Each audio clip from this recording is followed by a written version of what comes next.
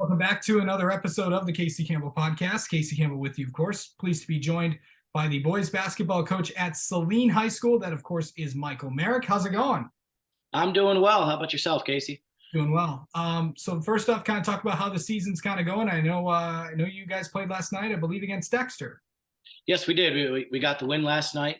We've won 3 games in a row now, so we're feeling good. Up to 6-3 and 2-2 in the SEC. Early on in the year, we kind of got thrown into the teeth of the SEC with Huron and Skyline, two senior-led teams with a lot of experience, and we're young. We graduated 9 players from last year's team.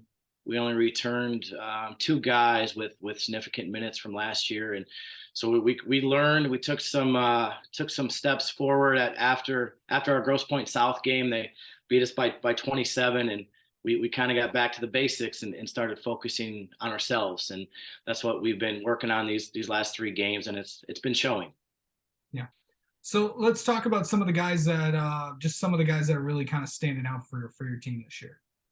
Yeah, sure. Obviously, Jonathan Sanderson, he's our freshman point guard on the varsity. I think he's averaging around 15, 16 points a game right now.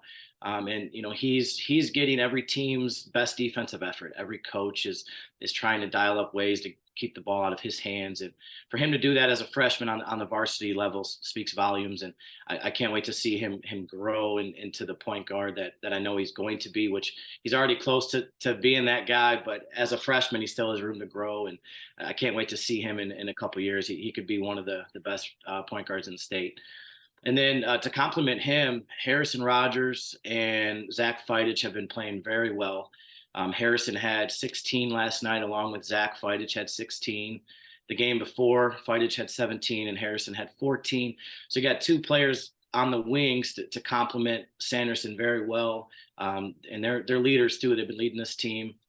And then Dylan Messman inside a couple games ago, he had 23 points. Last night he had 7, but countless rebounds inside, and he's kind of a pillar of our defense, and kind of helps space the floor and get rebounds. And he could be a leading scorer at any time. So out of those 4 guys, any one of those 4 could be a leading scorer every night. And then last but certainly not least, our unsung hero, Garrett Baldwin, 6 assists last night, guarding the point guard from the other team. He doesn't care if he scores. He's the guy that he's going to facilitate, make the pass, have the tough defensive assignment. So, those 5 guys who are our starters, obviously, they're playing well together, and we've been coming together as a team. All right. So just kind of talk about where you guys think you're at right now in the midpoint of the season. With I know you've kind of gone through the tough portion of what is the SEC Red. Just kind of talk about how the rest of the year is going to kind of go. Yeah, next up, we're off Friday, so we got a little bit of a break, which is nice because we had 3 tough games in a row. And then these next 5 weeks, we got 2 games a week for the next 5 weeks, and we turn the corner next Tuesday against Chelsea, who's ranked top 30 in the state, a very, very good team, well coached. Some pretty good players on that team too, and I know our guys are anxious to play that game. That'll be a good opportunity for us. It's a non-league game. And then after that game, we have 10 league games in a row. And that's really going to determine, obviously, where we finish in the SEC. We're looking forward to turning that corner, too, and seeing Huron and Skyline again. We welcome the challenge. They're 2 very, very well-coached teams, and they play hard. But we think we're in a good spot right now, and we continue to just focus on ourselves and not so much about the other team. I think we'll be just fine. All right. And really just kind of talk about the division, just obviously we know if you followed this area for a long time, you know that the SEC Red with the Ann Arbor schools of Pioneer, Huron, and Skyline, of course you got you guys, Dexter, and of course Lincoln, and then of course the 2, and of course Bedford and Monroe as well. How strong is this conference? Yeah, it's there's no cupcakes, I'll tell you that. Night in and night out, we're gonna have to compete in our league. Even Dexter, I was telling the team yesterday, I know their record's not the greatest, but it was, they're a well-coached team. They play hard. They're in our league. We knew they were going to get after us. And last night was a good game too. And credit to Dexter and their players and their coaching staff. But that's a compliment to our league, how tough our league is right now. The Hurons and the Ann Arbor schools, the Huron, Skyline, Pioneer, they're always tough. So there's in Bedford too. Bedford's 7-1 right now. They just beat Skyline last night. They're rolling.